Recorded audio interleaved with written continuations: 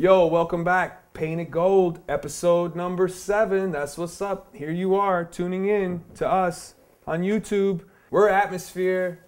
We answer questions that you email to us. It's kind of weird, but it's fun. So we're doing this shit.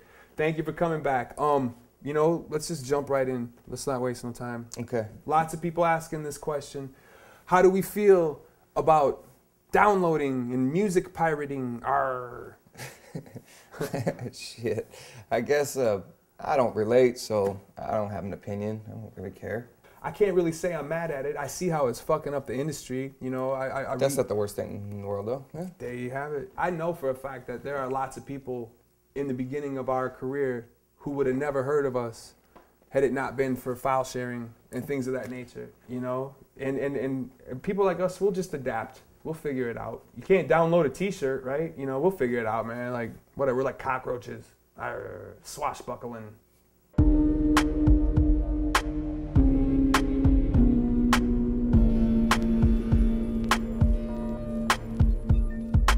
Ooh. Horseshack. Yo, check it out. Mm-hmm. Another thing that people, I've been noticing this. A few episodes ago, we both said that we liked Obama in the upcoming presidential race. Yeah, it's rational thinking. I'm getting a lot of people who are actually hitting me up on here going, how could you vote for Obama? Whoa, we have irrational people?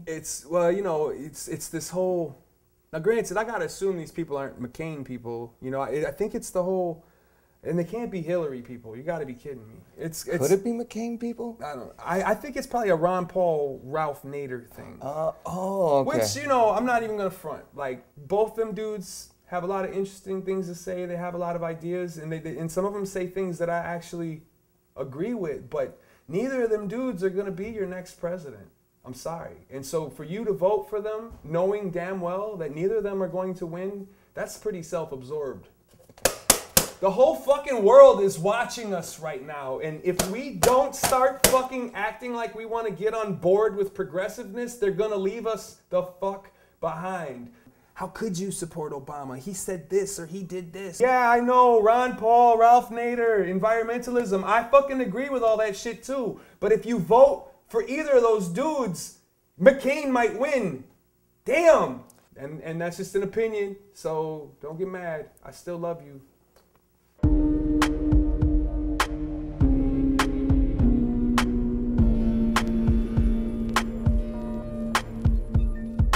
Okay, so another question for the both of us. Mm-hmm. So Carlos from California wants to know if there's any guest on the album, if there's any particular favorite tracks that we might have. All right. Well, Carlos, we do have guests on our record, but I'm not really big on name dropping. As far as a favorite song, I think personally my favorite song on the record is a song called The Skinny. It's track number 3. And it is my favorite because of how much of a departure it is from normal Atmosphere songs. You know, musically, you know, that shit reminds me of like some crazy technical movie. I hear robots chasing monsters. I get the same effect from that. Yeah. When I hear that. Yeah. And lyrically, the song, it's called The Skinny, and it's about cigarettes. But I wrote it like it was about a pimp. And I don't really get to write songs about pimps all that often, you know? So for me, it was kind of fun to try and, you know, write about a pimp, but really have it be a metaphor for cigarettes. Like, I was happy about that. Like, What about you? You got any favorite joints? You know, I keep going back and forth between the songs You and the song Me. The song You is just like makes me smile every time I play it. I don't know if you go through that, but when I put it on, it's just like, ha. Yeah, shit's ridiculous. Yeah, it's just so fun to me. And the other song, which is Me, is like a total opposite of that. But it's like sonically something I'm super proud of, you know.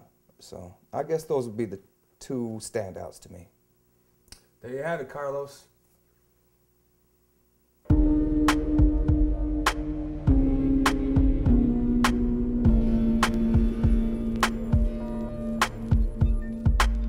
Here's a question for both of us.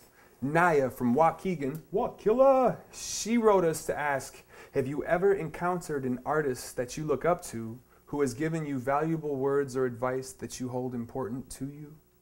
You know, I don't know about advice, but, you know, I met Rakim, and actually Ali introduced me to him.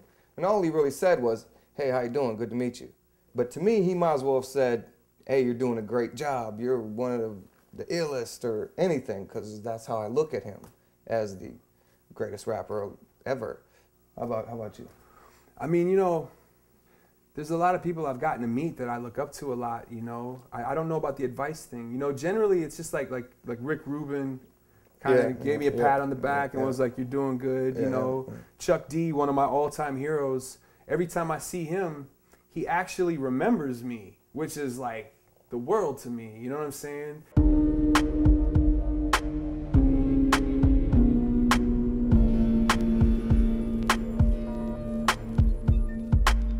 All right, Slug, so Dolly from Northeast Minneapolis, she says, like, she doesn't mind the mustache or the long, greasy hair, but wants to know what the fuck was up with the Mohawk you had going on. Ah, the Mohawk. Here's the answer. In early 2005, I developed a medical condition called alopecia. It was a temporary thing, but it made all my hair fall out. Eyebrows, facial hair in my head. And I thought I was like super sick, so I went to the doctor, found out what it was, and he basically told me that the hair would probably come back.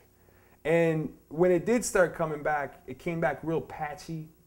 And so I figured I'd just make the best of it and have some fun. And since a lot of it, like right up here, was growing, I grew a mohawk and just kept shaving the sides. And it was just for fun.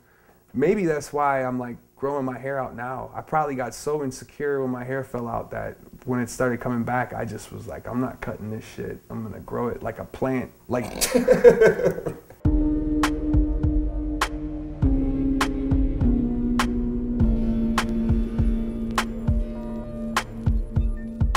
So Selena from Lethalville wrote in to ask, do you think that the current evolution of media and technology, like social sites, YouTube, message boards, downloads, blogs, etc., is hurting or helping the DIY ethic of underground culture? What you think? I mean, I don't know if I understand the question. I mean, my DIY comes from necessity, not from culture. You know, I'm looking at this and I'm kind of like, you know, the truth is I don't really cater to this whole underground indie culture thing. Like, to me, underground just means nobody knows yet. It's still under the radar, you know, and if you make good music, you make good music. If you make shitty music, you make shitty music. We all can get along on MySpace. You know what I mean? It doesn't matter. Fucking, and so I don't, you know what? I don't even recognize your question. Go away. No, I'm just kidding. I fucking love you. All right. You know what? I'm gonna email you a hug. Underground music, it doesn't mean you're better, because plenty of people in your DIY culture are just as full of shit as anybody. So the way I see it is, you know, we have these new tools to use, you know, to communicate and get our stuff out to people. You can get heard more. You get on YouTube and you make some silly little show about asking questions and answering them and fucking shit, man. Fuck it. Fuck it. Fuck it. And then anybody that's underground that acts like they want to stay underground is full of shit. You're lying, you know, because everybody that makes music wants to be heard, whether it be by one person or whether it be by 1 million people. This is a form of communication, and you don't want to just communicate to yourself. So the minute that you sell 1 CD, you're a fucking sellout. Get fucking used to it and do your thing. Do your damn thing. Wow. Maybe we can do some chop and edits and Maybe. Yeah.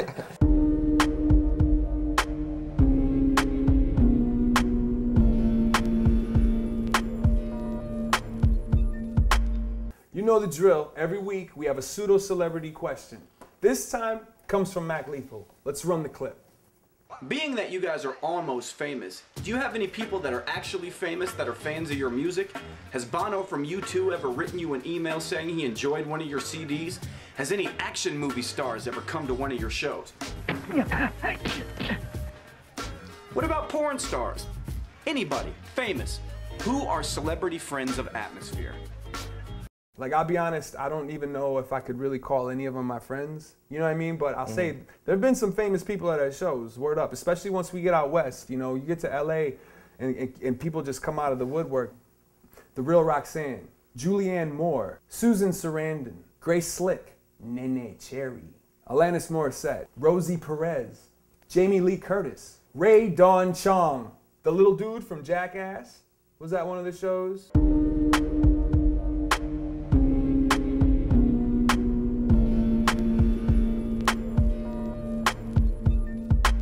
This question comes from Adam from Chicago.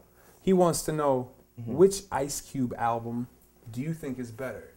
America's Most Wanted or Death Certificate? Oh.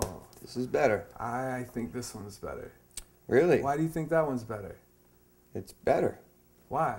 It's NWA meets Public Enemy. I mean, this was Ice Cube. He wasn't Nobody Meets Nobody. This is Ice Cube is Ice Cube. Like at this point, he solidified Ice Cube as like one of the top personalities on the mic. But you're right. There was still NWA meets Public Enemy. He was still, it was. Yeah, but this is so hardcore. There's no. You ain't saying this ain't hardcore. Yeah, it's hardcore, but there's more. You know what the girl song on here was? Giving Up the Nappy Dugout. You gonna tell me this wasn't? Yeah, hardcore? I wasn't big on that one. Oh, no, because the girl song he had on here. What? Project song. Oh yeah, Once Upon a. But that wasn't a girl song. That was just a story. That was to me. That sounded like a date I've had. That was a Dope Man song though. That sounded like no date. Look it sounded like a date. Come on, man. I'm saying. Yeah. Come on, dude. Sir Jinx killed this album, man. This was Sir like Jinx was involved with this too. You're right, but this album he was in his prime when he got to this.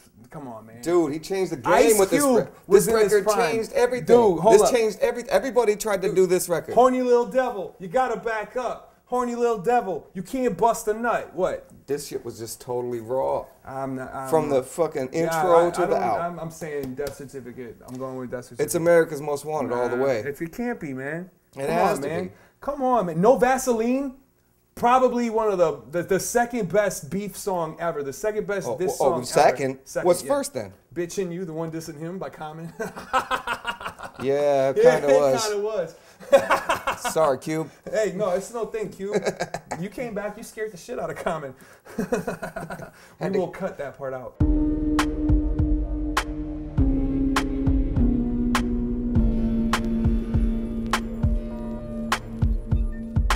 Painted Gold, episode 7. Thank you for checking us out. We appreciate it a lot. And I'm going to plug the record again. When life gives you lemons, you paint that shit gold. In stores near you in just a couple of weeks, April 22nd, 2008. Or come pick it up at the show. That's right. We're going on tour with a string of release parties. We're going to come paint your town gold. That's what's up. Thank you for tuning in.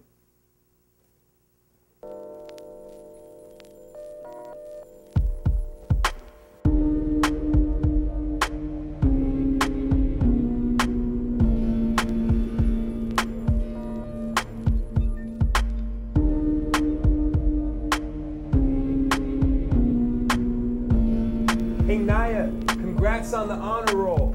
That's what's up.